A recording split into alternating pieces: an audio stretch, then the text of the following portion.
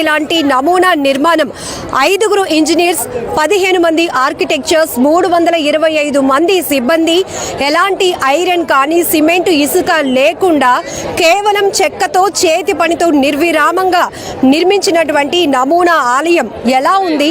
భక్తులు తమ అభిప్రాయాలు వ్యక్తం చేయడానికి ఐడ్రీమ్తో మాట్లాడడానికి రెడీగా ఉన్నారు. వాళ్ళతో ఒకసారి మాట్లాడదాం. ఎలా అనిపిస్తోందండి? చాలా బాగుందండి.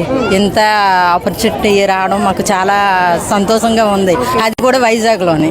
మాకు సో అయోధ్యలో ఉన్నప్పుడు అక్కడికి వెళ్ళాలి అని ప్రయత్నం చేశారా? వెళ్ళాలి అని కోరుకుండేదా? ఉన్నదండి, ఉన్నది.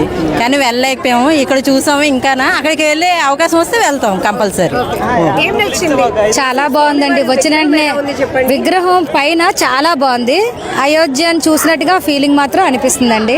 అక్కడికి వెళ్ళకపోయినా అమ్మయ్య చూసేనులే అని మాత్రం అనిపిస్తుంది. ఎక్కడ తగ్గకుండా అయోధ్యకి ఏమాత్రం ధీటుగా ఇక్కడ విశాఖలో ఈ నిర్మాణమే కాదు, ఆర్కిటెక్చరే కాదు, స్వామివారి విగ్రహానికి అలంకరించిన ఆభరణాలు కూడా చాలా కేర్ తీసుకున్నారు.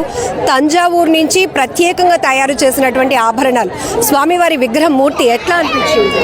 బాగుందండి, చాలా బాగుంది. కానీ క్లౌడ్ ఎక్కువ ఉండడం వల్ల గబగబా వెళ్ళిపోండి అంటున్నారు. అంటే ఇలా చూసే లోపలే అలా పంపించేస్తున్నారు వల్ల ఇంకా మళ్ళీ ఒకసారి డైలీ ఎప్పుడైనా వస్తే ఇంకా ఫ్రీగా చూడొచ్చు. యాక్చువల్లీ మేము జై శ్రీ